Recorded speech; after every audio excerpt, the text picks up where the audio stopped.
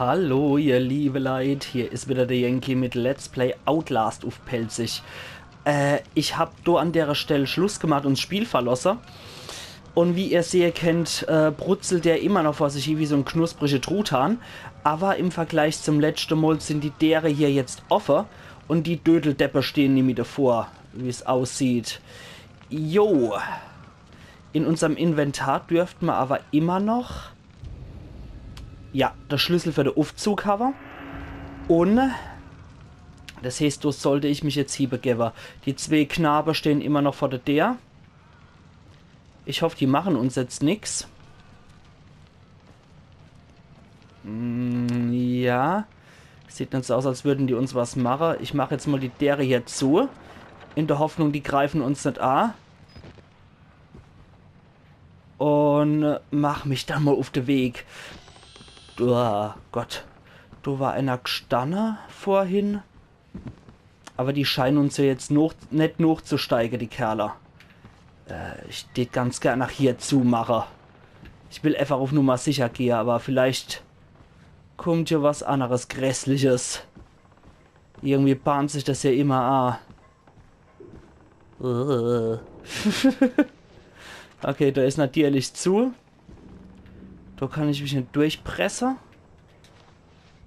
Ja, es wäre jetzt zu schön gewesen, wenn das funktioniert hätte.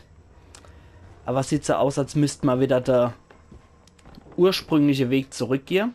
Wobei ich schon gar nicht mehr sagen kann, wie ich da hingekommen bin. Oder muss ich da in der Kirche raus? Weil da ist zugeschlossen und so. Oh, Mann. Mann, oh Meter. Ja. Das ist gelaufen. Ich muss gerade nur mal reingucken, ob in meine Notizen das ganze Schauspiel dabei ist. Ja, die Leidenschaft von Vater Martin, klar. Hier in der Kapelle komme ich auch nirgendwo raus, wie es aussieht. Weil ich weiß noch vom letzten Mal, wo ich ja aufgehört habe, waren die Dere zu und die zwei Kerle haben direkt davor gestanden. Vielleicht muss ich ja nochmal irgendwas hier aktivieren. Ich kann es aber nicht sagen, was. Weil die bleiben hier da auch stehen wie die Salzsäule. Und, ich bin etwas ratlos gerade. Muss ich vielleicht von hier aus die der zumachen nochmal, dass die sich davor positionieren, oder? Ich kann es nicht sagen. Die stehen nur einfach nackig davor, als wäre nichts passiert. Und, ja. Keine Ahnung. Na gut, dann machen wir halt auf. Und hier mache ich vorsichtshalber wirklich nochmal zu. Man weiß ja echt nicht, was da bei deiner abgeht im Kopf. Da ist nix. Ah, da kann ich hoch, natürlich. Okay. Oder? Da müsste ich eigentlich hochkommen. Ja. Bitte nichts Fratziges. Okay, alles klar. Dann kann ich hier ohne Probleme weiterkommen. Alles klar. Dann müsste ich jetzt da hoffentlich beim Verwaltungsblock wieder in Richtung Hauptausgang kommen. Was? Oh, nee! Ach, der Verwaltungsblock mal wieder. Ah, scheiße.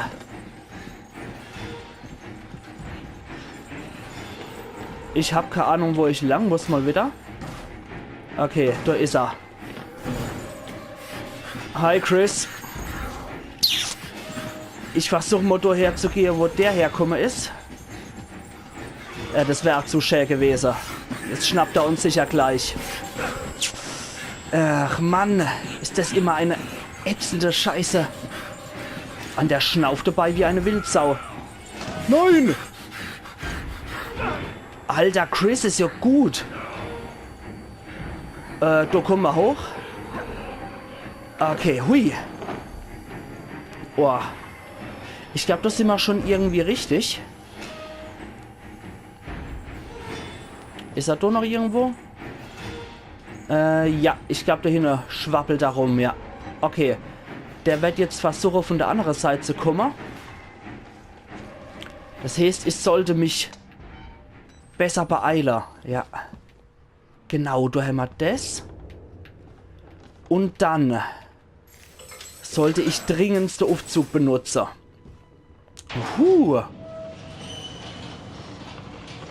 Okay, jetzt dürfte ich eigentlich wieder in die Haupthalle kommen. Ja.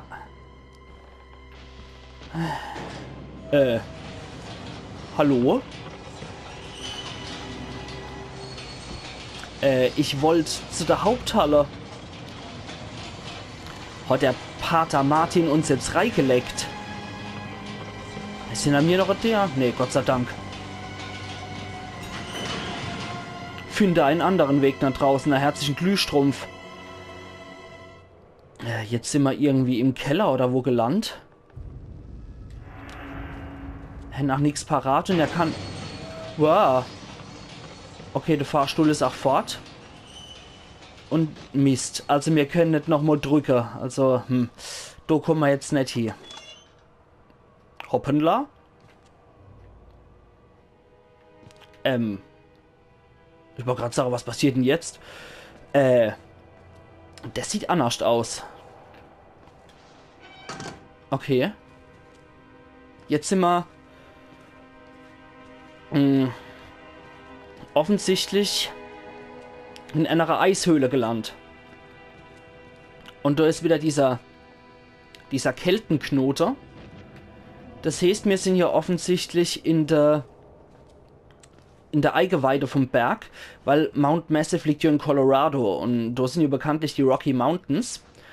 Und ui, das scheint wohl so auszusehen, als wären wir hier beim Projekt Walrider. Da steht es ja auch, Walrider Project und Murkoff Corporation. Und wir haben uns auch eine Notiz gemacht. Gucken wir auch gleich mal rein. Unter dem Berg. Scheiße, scheiße, scheiße. Wer auch immer meine Leiche findet, trauen Sie keinem und sagen Sie es allen. Ich bin nicht verrückt. Ich weiß, das behaupten nur Verrückte. Aber ich bin so zurechnungsfähig, wie es die Welt erlaubt. Und ich habe eine Kamera voller Beweise. Das ist kein Evangelium. Es ist ein absurder Spott. Lassen Sie die Welt wissen, dass Murkoff Fehler...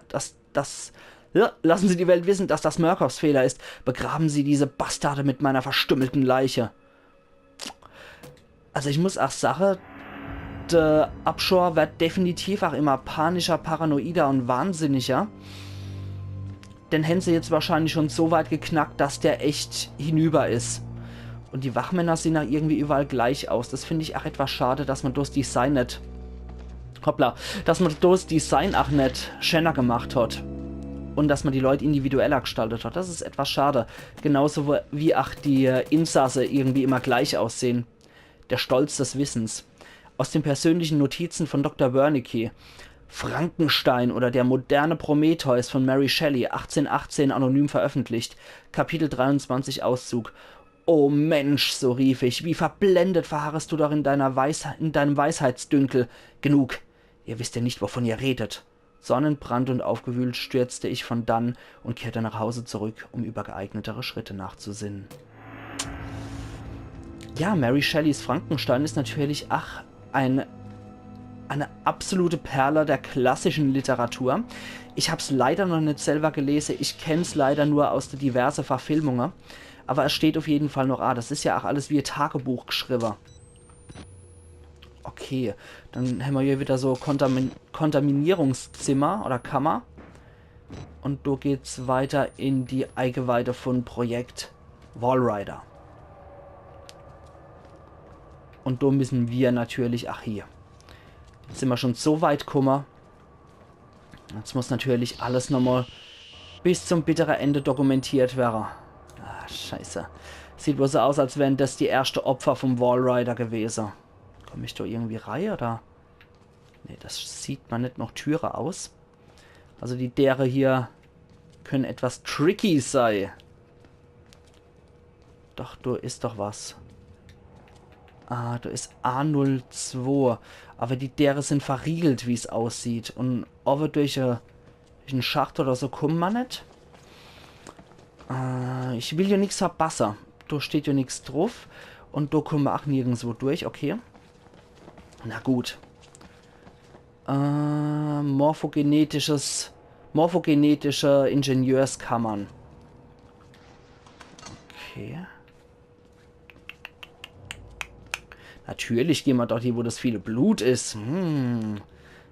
Oh. Lecker Torso.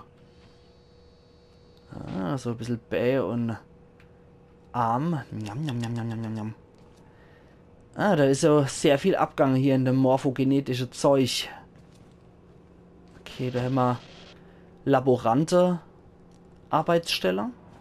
Scheinen wohl auch Chemielaborante hier gewesen zu sein oder beschäftigt gewesen zu sein. Neva Wissenschaftler. Vielleicht waren da auch MTAs, also medizinisch-technische Assistente oder ähnliches eingestellt. Auch das könnte ich mal vorstellen. Und hinterlassen, natürlich, wir hinterlassen mal wieder Blutabdrücke. Aber die werden immer schwächer. Das finde ich auch sehr geil gemacht. Also wenn ich hier durch die Sub durchlatsche, hinterlasse ich erstmal ein bisschen Blut. Aber das wird auch immer schwächer, je weiter ich laufe mit deiner Abdrücke. Das ist auch nur realistisch. Okay. Wie schaut's hier aus?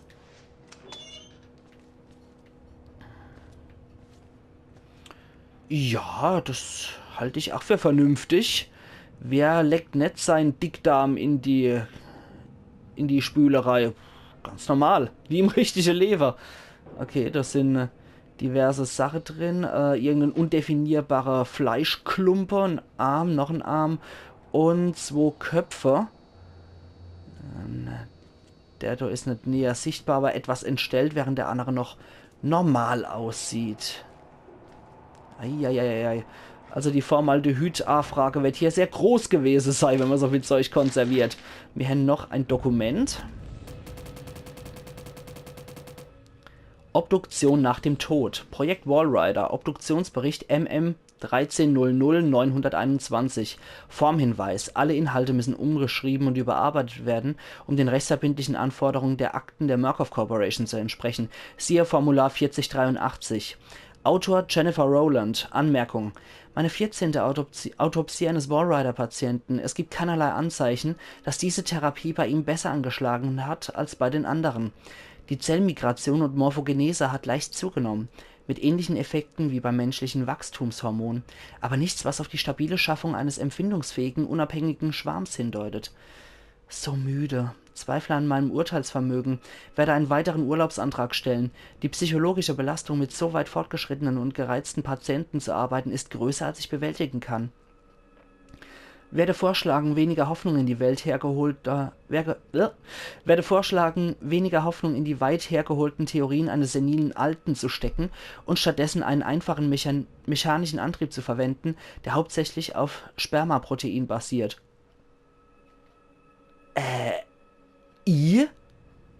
Ein mechanischer Antrieb, der durch Spermaprotein angetrieben wird. Ich will mir nicht vorstellen, wie der Motor mit einer Biospender dann aussieht. Igitt. Werde auf jeden Fall eine stärkere chemische Fixierung ansprechen.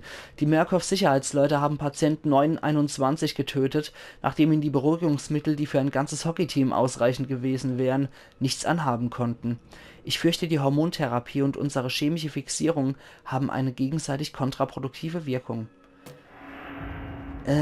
Naja, man kann ja auch in die Sexsuchttherapie gehen, um dort so Leute für so einen Antrieb zu finden, wenn die sowas will. Das verstört mich gerade irgendwie etwas. Okay, da ist der Lieferanteausgang. Überall diese Gedärme. Das macht so viel sympathischer hier.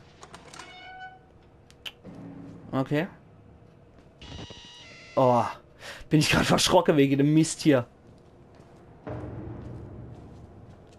Okay. Es wird immer nur schicker hier.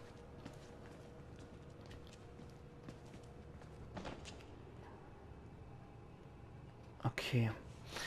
Kurzer Moment gerade. Ja, Entschuldigung, ihr liebe Leid. Da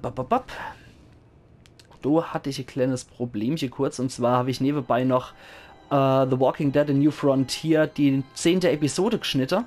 Und der hat mir gerade gezeigt, dass der Film beendet wurde, erfolgreich zusammengeschnitten wurde. Und das hat gerade mein Facecam überlagert und die nutze ich ja immer als Anhaltspunkt für mich, dass ich immer weiß, dass ich immer weiß, wie viel Zeit ich noch habe. Aber wir sind jetzt circa bei 15 Minuten. Ja, da ist der Lieferanteausgang. Da würde ich ganz gern rausgehen, wenn das irgendwie geht und möglich wäre.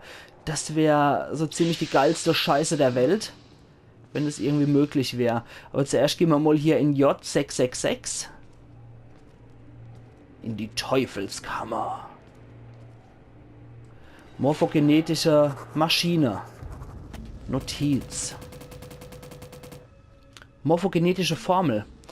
Das ist der morphogenetische Antrieb. Einige mathematische Zeilen. Ein Algorithmus. Programmiert uns neu, verwandelt uns in Albtraumfabriken. Einige wenige Zahlen auf einer Tafel. Ich brauche eine Säge und ein paar ungestörte Stunden mit der Leiche von Dr. Wernicke. Ich bin ihm noch was schuldig.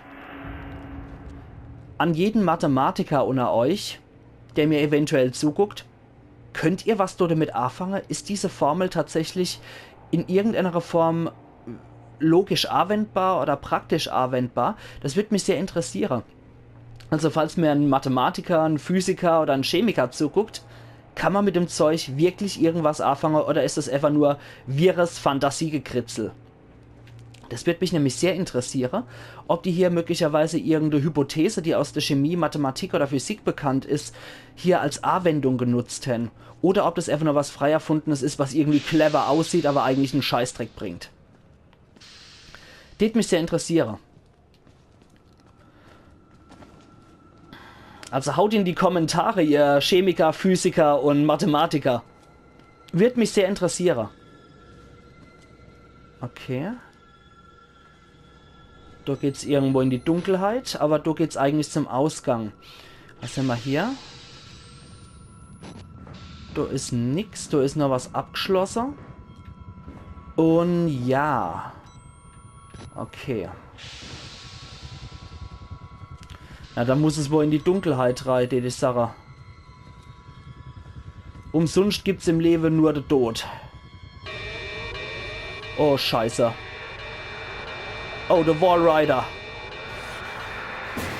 Und? Er macht uns was. Okay, jetzt macht er uns was. Jetzt macht er uns tatsächlich was.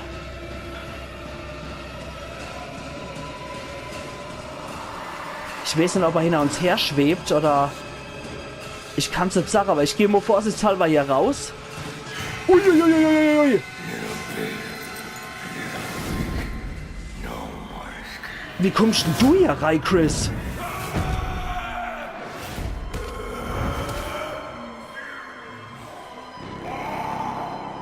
Ach du Scheiße. Man sieht nur im Nachtmodus den Wallrider.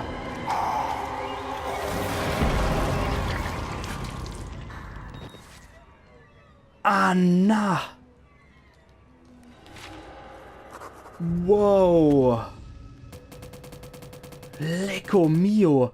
Tote Soldaten. So stirbst du also, von innen heraus in Stücke gerissen, dein Innerstes an einer Betonwand verteilt. Du bist einer Hölle entkommen, Chris Walker, und so wahr mir Gott helfe, hoffe ich, dass du nicht eine andere gefunden hast. Dass der noch so freundlich mit dem Chris umgeht, auch wenn das nur so hypothetisch ist. Da ist noch ein bisschen Chris-Gedärme, aber dass der noch so freundlich spricht über den Chris Walker, finde ich schon irgendwie nett. Wobei der wahrscheinlich auch tatsächlich seine Lösung hat finden wollen, um das Problem Wallrider zu lösen. Und ist da dabei aber leider einzelgängerisch vorgegangen, ohne mit anderen zu kooperieren und war auch in seinem gewissen Wahn drin. Okay, der Ausgang ist aber immer noch offen. Okay, also Chris Walker ist jetzt auch tot. Der kann uns jetzt auch nichts mehr machen. Jetzt bleibt nur noch der Wallrider übrig. Aber ich freue mich, wie der doch reinkomme ist. Mist. Okay, das geht also nicht. Ich freue mich echt, wie der Chris Walker da jetzt reinkomme ist. Weil es gibt ja nur den Weg über den Fahrstuhl. Eventuell hat er noch einen zweiten Schlüssel gefunden und ist mir über den Fahrstuhl gefolgt. Fand es aber schon sehr krass, dass der so sehr auf den Miles Upshur fixiert war, dass er eigentlich wirklich nur ihn hier gejagt und ihn möglicherweise als potenzielle Gefährdung angesehen hat. Das finde ich schon etwas krass, muss ich gestehen. Haben wir vielleicht noch irgendwo... Okay, über den Chris kommen wir hier auch nicht weiter. Über seinen Todesgang. Und du hättest mal sonst keine andere Luftschächte, die wir reinkrabbeln können. Das heißt, ich muss ja wohl oder übel tatsächlich hier entlang. Und muss wohl tatsächlich... Wo? Wo? Das ist doch nicht der Wernick hier, oder? Doch, tatsächlich. Hier. Da ist er.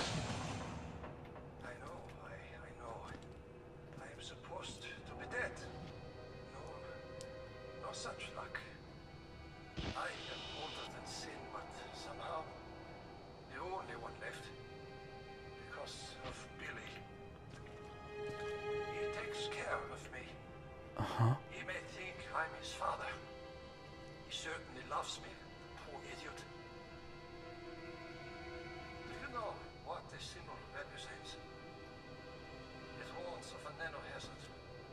Microscopic machines. Technology we have had for decades but never mastered. Murkoff discovered in my research a workaround. Turning the cells in the human body into nanofactories.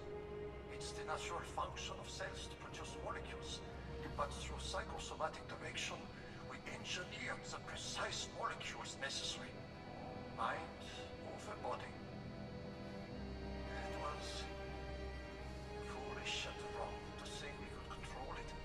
To use madmen to make something so strong. You have to stop him to murder Billy. Turn off his life support, his anesthesia. You have to undo what I've done. No one can get out of this place while he lives. You must kill him. Okay, Opa. Neues Ziel, finde Billy im Hauptlabor. Okay, Billy ist der Wallrider. Und Dr. Wernicke, der lebt hier als sein Vater.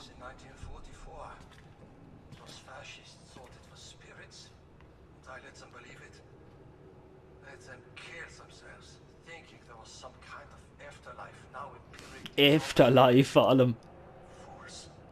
Wow.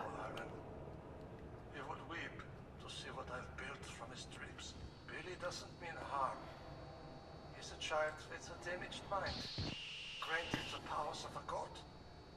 It would make any of us into a monster. We must end this. We all must die here. Murkoff knew the danger, and they didn't care. In the corporation's mind, we were all just dollar amounts in a ledger. And the profits Project Wallrider promised overshadowed whatever pitiful balance a few doctors and patients amounted to. Spread if you don't stop him. The morphogenic engine is self-perpetuating. I pray to God you have the strength to end it here with your death. More than anything, I want to rest. Billy will not let me die. Okay. Never imagine how cruel this is. I only want to die. Ja, die Alte wollen irgendwann sterben und die Junge wollen ewig leben. Und du haben wir übrigens, passend zu der Akte am Anfang, haben wir hier ein Bild vom Prometheus, dem als Strafe dafür, dass er dem Menschen das Feuer gebrochen hat, immer wieder in der Hölle von einem Adler die Leber rausgepickt wird. Also alles stark mythologisch.